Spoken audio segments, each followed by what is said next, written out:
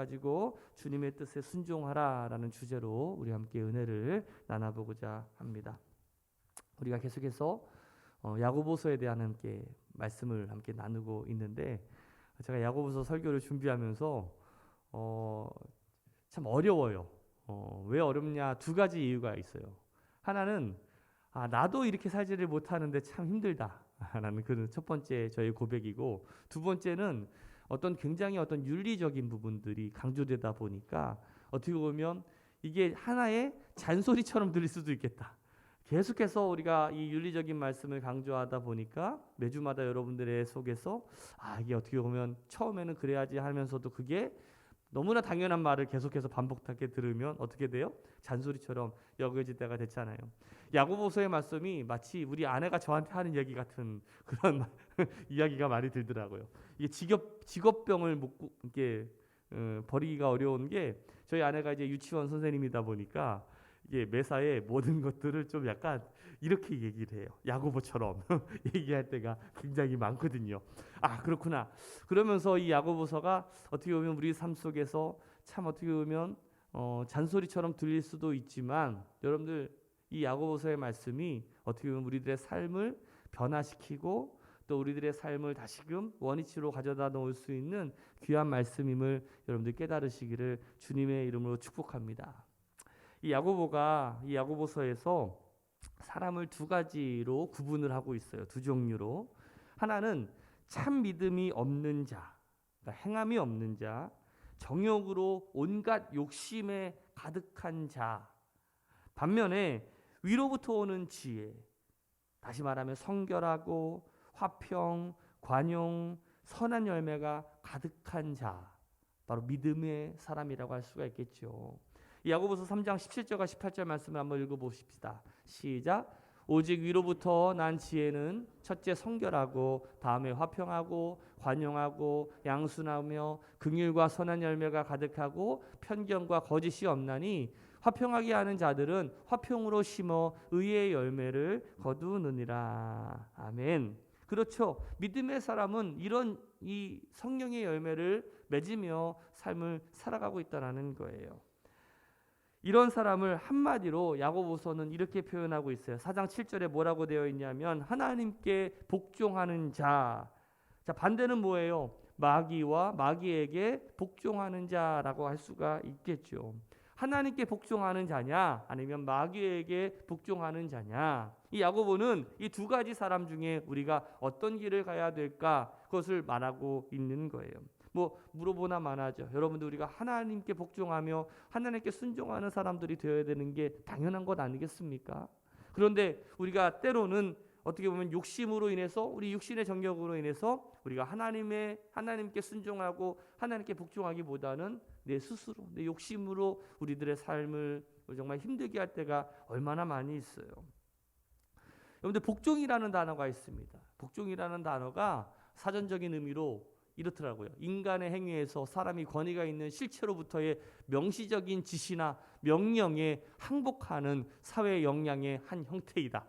굉장히 어려워요. 근데 여러분들이 이 복종이라는 단어가 무엇을 의미하는지 잘 알고 있죠. 이 복종이 뜻하는 단어가 바로 이 순종이라는 개념이에요. 성경에서 말하는 순종이라는 개념. 특별히 오늘 본문 13절에 제일 처음에 뭐라고 말하고 있냐면 들으라라고 말하고 있어요. 들으라. 여러분들, 들으라라는 말의 이 성경적인 그러한 표현을 여러분들 잘 아십니까? 쉐마라는 말 들어보시죠. 쉐마. 그렇죠. 구약에 보면 가장 핵심적인 하나님의 말씀, 바로 이 이스라엘 백성들에게 선포하는 말씀을 바로 이게 쉐마라고 하지 않겠습니까? 다시 말하면 하나님의 말씀에 대한 어떤 굉장한 강조점, 어떤 명령을 굉장히 중요하게 여기고 있다라고 할 수가 있는 거죠. 오늘 본문에서 이 야고보가 우리가 주님께 순종하라라고 어떻게 보면 강조하면서 명령하고 있는 거예요. 이거는 해도 되고 안 해도 되고 하는 것이 아니라 반드시 우리가 주님께 순종하고 복종하는 것은 당연한 거라는 거죠. 그런데 문제는 뭐예요? 우리가 순종하지 못한다는 데 있어요. 우리가 주님께 복종하지 못한다는 데 문제가 있는 거죠.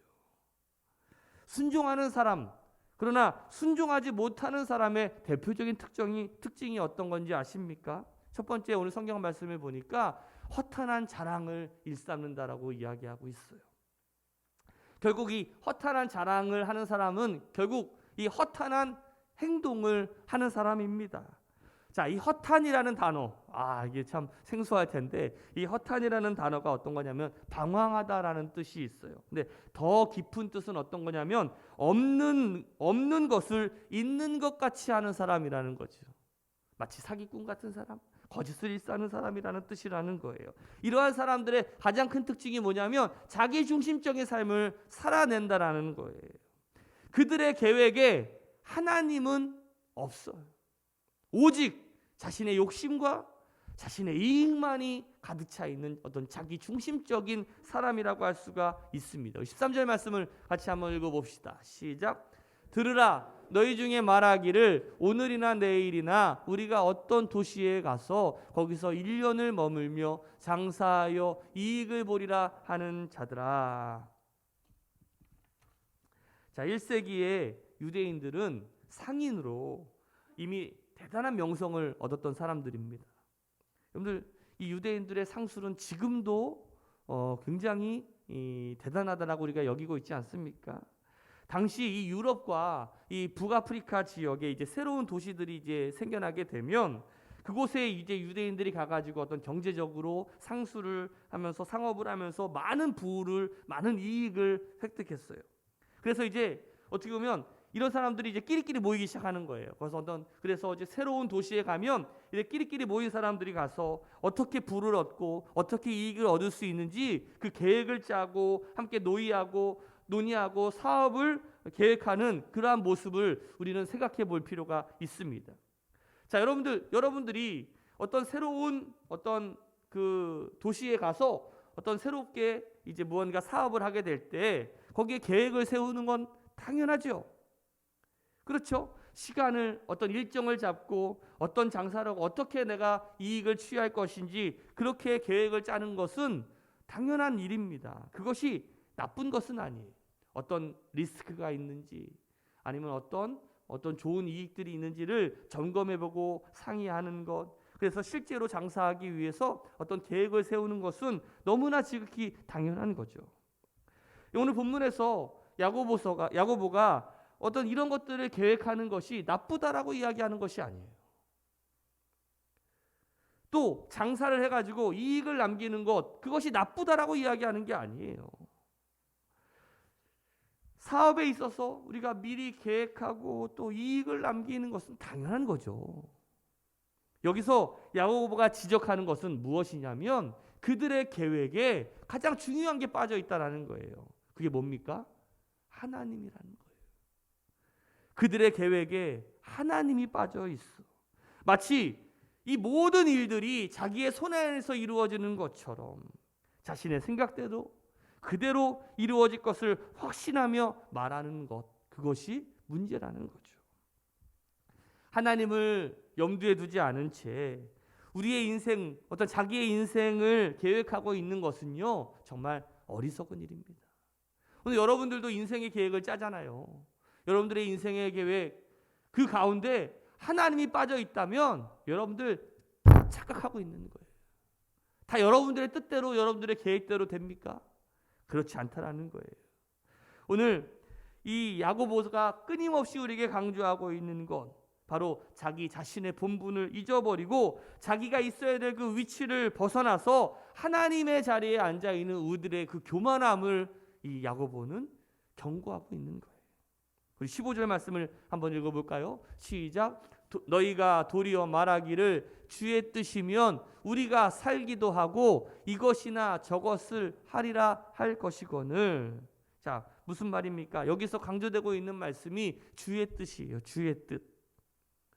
어떤 계획보다도 우리가 하나님의 뜻을 정말 구하는 것이 우리 그리스도인들이 해야 되는 가장 우선순위에 대한 문제라는 것이죠. 우리가 이러한 모습을 마치 오늘 본문의 말씀을 보면 누가복음 12장에서 예수님께서 말씀하신 어떤 어리석은 부자의 비유를 우리는 기억할 수 있습니다. 한 부자가 있었어요. 그 부자가 이제 곡식을 이제 쌓아두면서 이제 더 이상 쌓아둘 곳이 없어가지고 자신의 곳간을 헐어서 더 큰 그 창고 같은 것들을 만들어가지고 그렇게 계획을 합니다. 그리고서 이제 평안히 먹고 쉬고 마시기를 기대하죠. 그 어리석은 부자의 가장 핵심적인 부분은 뭡니까? 자신이 미래에 더 많은 것들을 얻을 수 있고 더 많은 좋은 것들을 취할 수 있지만 결국 이거의 핵심 하나, 하나님께서 너의 생명을 가져가시면 그 모든 것이 어떻게 되겠느냐라는 그 질문이었어요. 이 어리석은 부자가 왜 어리석은 부자입니까? 그냥 뭐 내년에는 사업이 어떻게 될지 쫄딱 망할지도 몰라서 막 그렇게 크게 지었다고 그래서 그 사람이 뭐 어리석은 겁니까? 그렇지 않아요. 사업하는 사람들은 더 많은 성과를 내기 위해서 더 높게 투자하고 더 높게 하는 거 당연한 거죠. 가장 어리석다라는 핵심은 뭐예요? 그 계획에 누가 빠져 있는 거예요? 하나님이 빠져 있는 거예요. 하나님이. 우리 인생에, 우리 계획에 하나님이 계시느냐? 하나님의 자리가 있느냐? 오늘 마치 그가 스스로 인생의 주인인 것처럼 착각하면서 어떤 장밋빛 인생을 꿈꾸고 있지만 모든 것의 주인 되시는 그 하나님께서 어떻게 보면 그의 인생을 바꿔버릴지도 모르는 거예요. 우리의 인생을 바꿔버릴 수도 있는 거예요. 여기 앉아있는 분들 중에서 당장 내일 어떤 일이 일어날지 아시는 분이 있으십니까? 몰라요. 그저 그냥 살아가는 거죠. 그래도 계획하면서 살아갈 때는 그래도 뭔가 기대하고 또 뭔가 내 삶을 이렇게 하려고 하지만 그 가운데 우리가 하나님이 빠져 있다면 결국은 우리는 그 인생 가운데 아무것도 할 수 없을 것이에요. 누가복음에서 누가가 이렇게 이야기합니다. 17장에 보니까 주님께서 말세의 사람들의 모습이 이와 같을 것이다. 어떤 모습일까?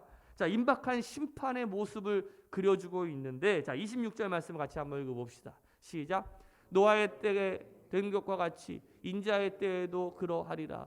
노아가 방주에 들어가던 날까지 사람들이 먹고 마시고 장가들고 시집가더니 홍수가 나서 그들을 다 멸망시켰으며. 성경은요, 여러분들 우리가 착각하지 말아야 되는 게 먹고 마시는 것이 잘못된 것이라고 이야기하지 않습니다. 당연한 거예요. 시집가고 장가가는 게 잘못된 거예요? 아니죠. 시집가고 장가가서 번성하고 충만해야 돼요, 여러분들. 그러나 이것이 삶의 목적이 되어서는 안 돼요. 우리가 우리의 삶을 풍성하기 위해서 어떻게 보면 하나의 수단과 방편이 될 수는 있지만 우리가 거기에만 도취되어서 영원한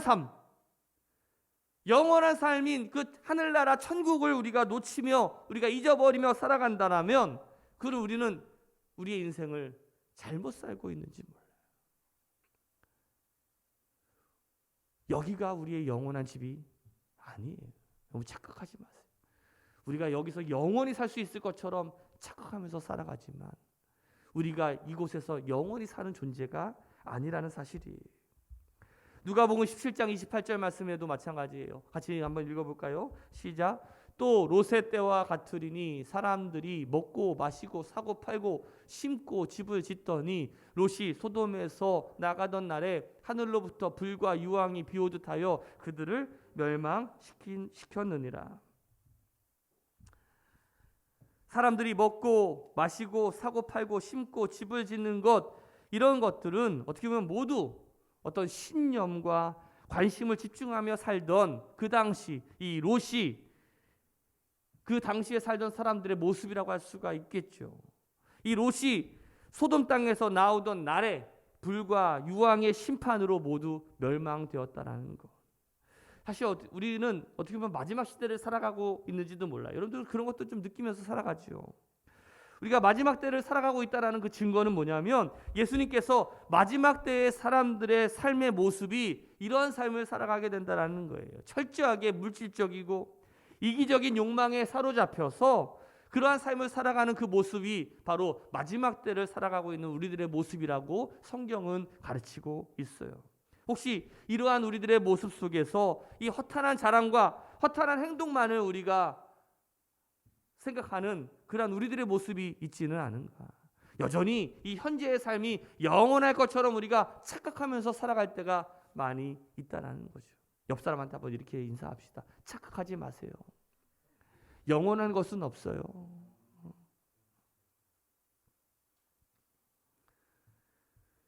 우리가 모든 것을 얻어도 우리가 하나님을 잃어버린다면 우리는 아무것도 아니라는 거예요. 목적을 잃어버린 삶이 바로 이와 같습니다. 우리도 처음부터 그러진 않았을 거예요. 하지만 우리 자신도 모르는 사이에 서서히 우리가 잘못된 목적지로 우리가 방향을 바꿔가고 있는지도 몰라요. 그래서 우리가 헤매는 인생이 되고 있는지도 몰라요.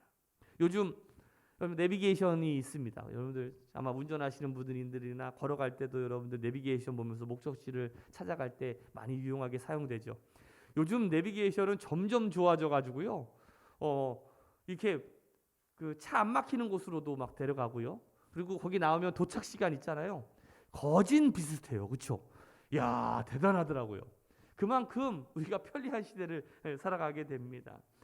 자, 전에는 우리가 내비게이션이 없었을 때는 저도 이제 운전할 때 막 지도책 막 보면서 몇 번 도로니 저도 막 잘 지도를 잘 못 봐가지고 그랬는데 저희 아내가 되게 잘 봐요, 지도를. 저희 아내한테 이렇게 저한테 물어보는 거예요. 여보, 도로 중에 홀수 번호가 있고 짝수 번호가 있지. 홀수 번호는 언제 쓰고 짝수 번호는 언제 쓰는지 알아? 남자분들 아시는 분 손 들어보세요. 잠깐만. 홀수 번호와 짝수 번호, 도로 번호 언제 쓰고 언제 쓰는지 아시는 분? 모르죠? 저희 아내가 알아요. 홀수 번호는 수직적인 도로에 쓸 때 수직 번호를 쓰고 수평적인 도로 쓸 때, 우리가 강릉 갈 때 도로는 짝수 번호야. 다 가로로 갈 때는 짝수 번호, 세로로 올 때는 다 홀수 번호예요. 다 모르시잖아, 그렇죠?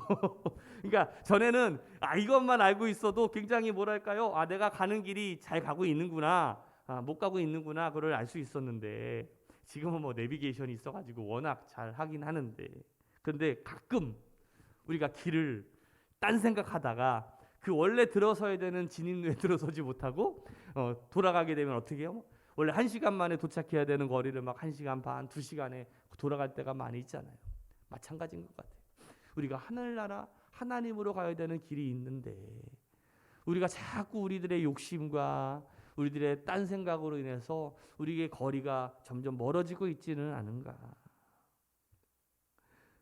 우리의 어떤 잠깐의 어떤 착각과 잠깐의적인 그러한 모습 속에서 우리가 하나님으로부터 하나님께 가는 길을 우리가 놓치고 있지는 않은지 우리 스스로를 한번 좀 점검해 보는 시간들이 되시기를 주님의 이름으로 축복합니다.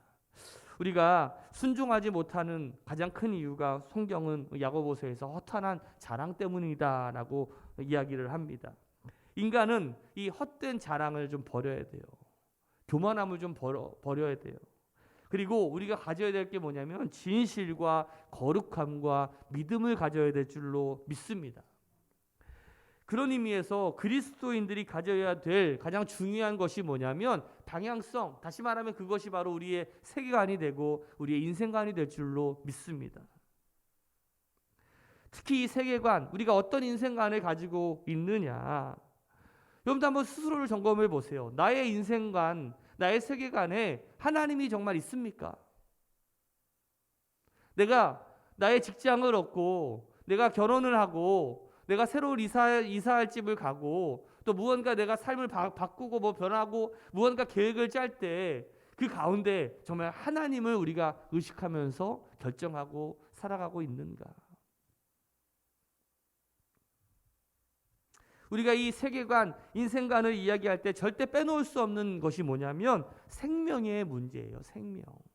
오늘 야고보서도 마찬가지고 예수님께서 누가복음에서 어리석은 부자에 대한 이야기, 또 누가복음에서 나오는 그 노아의 심판과 롯의 심판, 소돔과 고모라의 심판도 모든 것이 여러분들 우리 인간들을 향한, 우리들을 향한 어떤 경고의 메시지인데 바로 이 생명의 문제입니다. 제가 참 생명에 대한 이야기를 할 때마다 강조하는 것은 뭐냐면 사람은 살리고 봐야 돼요. 살아있는 게 중요하죠. 죽으면 뭐가 있겠습니까? 우선 옆에 있는 분들 살아있으십시오. 같이 한번 인사합시다. 시작. 살아있어야 우리의 스토리가 이야기가 되는 거죠. 생명 문제가 어떻게 보면 가장 최우선이고 가장 근본적인 것 아니겠습니까? 제가 가끔 우리 이야기할 때마다 공주에 있는 제 선배 있잖아요. 그 아들내미 하나, 아들 둘이 있는데 막 되게 안 듣는데 그나마 이제 큰 애가 이제 척추측만증 때문에 이제 수술을 해가지고 그 전까지만 하더라도요. 수술하기 전까지만 해도 이놈의 새끼 공부 지질나게 못해가지고 막 때리고 패고 뭐 그 다음에 학원도 보내고 막 해가지고 그 사모님까지 이제 그 이제 일을 하면서 돈 벌어가지고 이제 그 자녀 공부시키려고 막 했는데 공부하기 싫대라는 거예요. 그러니까 막 이 열받아가지고 이놈의 새끼 너 나가 네 혼자 살아 막 하면서 그냥 쫓아냈대라는 거야. 그랬던 그 목사님이 척추측만증의 애가 그 침대에 누워가지고 그 5kg가 되는 양쪽으로 머리에 못을 박아가지고 무게 추기를 하고 다리에 묶어가지고 이렇게 축 해가 이게 침대에서 50분씩을 묶어놔야지 이게 척추가 이렇게 좀 펴지면서 수술을 할 수 있다는 거예요. 그거를 무려 2주 동안을 그렇게 해야 되는 거야. 그 모습을 바라보면서 이게 그때 코로나 시대였잖아요. 코로나. 그러니까 거기 있는 어떤 뭐 누구야 뭐 저기 뭐죠? 그 도와주시는 분 그 간호사 말고 조무사? 간병인도 못 들고 본인이 혼자 한 사람밖에 못 가니까 가가지고 그 아들내미 막 똥 싸는 거 다 치우고 막 하면서 그때 뭐라고 고백하냐면 사람만 다오. 제발 부탁이니까 사람만 다오. 건강만 해다오. 막 울고불고 저한테 막 밤에 막 잠도 2시간씩밖에 못 자요. 왜냐면 계속 10분 그러니까 50분 매고 10분은 또 풀어줘야 되니까 잠도 못 자가지고 사람이 홀쭉해졌거든요. 그랬던 그 사람이 한 달도 되지 않아가지고 또 이놈의 새끼 공부 뒤지게 안 한다고 막 혼을 내고 뭐하고 하는 그 모습들을 보면서 참 많은 생각을 해보게 됩니다. 우리들도 마찬가지잖아요. 우리도 자녀들 키우면서 공부 좀 잘했으면 좋겠고 뭔가 좀 잘 됐으면 좋겠고 하지만 또 때로는 갑자기 아프거나 또 위험이 닥쳤을 때 그냥 사람한다고 공부 못해도 좋으니 사람한다고 했다가 또 입장 바꿔가지고 뭐 할 때가 얼마나 많이 있습니까? 찔리시는 분들 많이 계시죠. 그래도 뭐니 해도 이 생명이 정말 중요한 거 아니겠습니까? 이렇게 소중한 생명의 문제를 망각한 채로 공부를 하건 사업을 하건 뭐 뭘 계획을 세우건 간에 그것이 얼마나 어리석은 일이겠어요.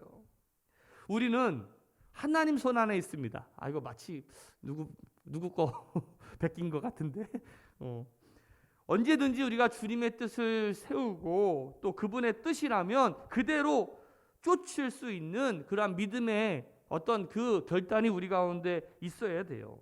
엄밀히 말하면 제가 죄송합니다. 여러분들 시한부 인생을 살아가고 있는 존재들이에요. 그렇죠? 여러분들의 연하는 정해져 있습니다. 누가 정해놨어요? 여러분들이 정해놨어요? 하나님이 정해놓으셨죠. 어떤 분은 80세까지, 어떤 분은 60세까지, 어떤 분은 50세. 그러니까 제가 여러분들이 어떤 몇 살을 살지는 모르겠지만 저는 개인적으로 하나님께 계속 기도하는 거는 여러분들 올해까지 오래오래 살게 해달라고 제가 기도하고 있어요. 그런데 그래도 결국은 다 정해져 있다는 거예요. 옆 사람한테 한번 이렇게 인사하세요. 정해져 있네요.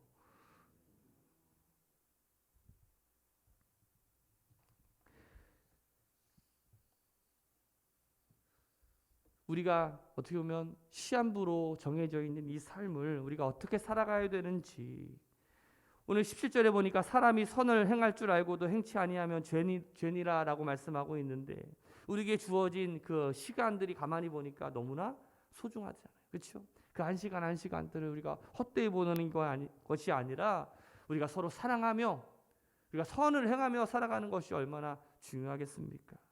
생명은 온 천하보다도 귀한 거예요. 그리고 생명의 문제 중에서도 가장 중요한 문제가 있습니다. 그것은 영생의 문제입니다. 지금 우리가 살아가고 있는 이 생명도 중요하지만 더 중요한 문제는 우리에게 영생이 있느냐 없느냐 하는 거예요. 옆 사람한테 한번 물어보세요. 영생이 있습니까? 시작. 자신 있습니까? 한번 여러분들 물어보세요. 자기 스스로에게 내가 이 생명 다 하고 정말 죽어서 지옥, 천국 갈 텐데 천국 갈 자신이 있으세요? 세상에서 가난하게 사거나 또 병들어 살거나 또 일찍 죽는다는 건 그다지 중요한 것은 아니에요. 세상에서 아무리 부귀영화를 누린다고 하고 장수를 누린다고 하더라도 우리가 죽어서 지옥 가는 거 인생이라면 얼마나 비참한 인생입니까? 두 명의 술 친구가 있었어요. 그날도 소위 2차, 3차를 하다가 간 큰 남자인지 갑자기 집으로 가서 친구를 가가지고 술 먹자고 그러는 거예요. 그래서 집에 딱 도착하자마자 아내한테 술상 봐오라고 막 하는데 그 새벽이 넘어서 들어갔는데도 아내가 아무런 잔소리를 안 하고 술상을 탁 가져다 주고 갈비찜까지 만들어가지고 갖다 바치는 거야. 이 친구가 놀랬어요. 세상에 이런 집이 어디 있느냐. 이건 말도 안 된다. 그런데 막 너무나 뭐 죄송해가지고 아유 재수 씨 아유 밤중인데 죄송해요. 아유 정말 귀찮을 텐데 어떻게 이렇게 친절하게 이렇게 좀 해주실 수가 있냐 그랬더니 이렇게 얘기하는 거예요. 그 아내가 제가 깊은 뜻이 있어서 그래요. 그냥 부담 갖지 마시고 많이 드세요. 이렇게 얘기하는 거예요. 궁금하잖아. 깊은 뜻이 있다라니까. 친구도 궁금하고 그 얘기를 들었던 남편도 궁금한 거지. 그러면서 그 깊은 뜻이 뭔지 얘기해달라고 계속해서 재촉합니다. 부인이 이제 차분하게 입을 여는 거예요. 저는 예수를 믿는데 이하고 산 지 벌써 15년이 지났어요. 근데 이 이야기 예수를 믿으라고 해도 믿지를 않는 거예요. 아무래도 이는 이렇게 술 마시고 갈비찜 먹다가 죽을 거예요. 그러나 저야 지금 잠깐 이 새벽에 잠깐 고생한들 무슨 뭐 상관이 있겠습니까? 저는 영원한 천국에 가서 살 건데 그냥 먹고 싶은 대로 마시고 싶은 대로 그냥 다 먹이고 저는 천국 가려합니다. 그 이야기에 충격을 받은 거지. 그래서 이 두 남자가 다 회개하고 예수를 믿었다는 이야기예요. 내 생명이건 남의 생명이건 생명은 우리가 하나님의 것입니다. 참새 한 마리도 하나님의 뜻이 없이는 떨어지지 아니한다라고 성경은 말하고 있어요. 하물며 우리의 생명, 여러분들 우리의 생명이 보통 생명입니까? 여러분들의 생명은요 하나님께서 천하와도 바꾸지 아니하는 그러한 소중한 생명이잖아요. 하나밖에 없는 그 아들을 우리를 위해서 주신 건 아니겠습니까? 누가 나를 위해서 생명을 줄 수 있겠습니까? 한번 물어보고 싶어요. 이명진 집사님, 동근이 위해서 생명을 주실 수 있으세요? 그래요? 우리 전복순 권사님 있으세요? 전에는 그랬는데 지금은 좀 마음이 바뀌었나요? 좀 어렸을 때는 좀 괜찮았는데 지금 나이 들고 하니까 말 디기게 안 들어가지고 조금 바뀌었어요. 공감하시는데 이명진 집사님도 조금 전에 같았으면 내가 그냥 망설이지 않고 했는데 우리 동근이는 엄마를 위해서 생명을 줄 수 있어? 눈치를 보면서 쉽지 않아요, 여러분들. 아무리 자식을 위해서도 내 사랑하는 부모를 위해서도 우리가 생명을 준다는 건 쉬운 일이 아니죠. 하나님은 우리를 위해서 그 생명을 주셨어요. 그러니까 여러분들의 존재가 얼마나 대단한 존재임을 여러분들 우리가 잊지 말고 살아가야 돼요. 나는 특별한 존재라는 사실. 내가 새로운 생명을 얻게 된 정말 스페셜한 우리의 인생을 살아가야 되는데 그 인생 가운데 우리가 정말 나의 인생의 지분 가운데 사실 100%가 하나님께 있는 것 아니겠습니까? 엄밀히 말하면 내가 나는 그냥 죽어버릴 존재고 그리고 지옥 갈 사람인데 그런데 하나님께서 우리에게 새로운 생명을 주셔서 이제 새롭게 우리의 인생을 살게 해주셨다면 그 인생의 전부가 하나님께 있는 거 아니겠어요? 그런데 왜 우리가 하나님을 무시하고 내 마음대로 내 인생의 계획을 세우고 하나님을 제외하고 내 멋대로 교만하게 내 삶을 살아가게 되는가?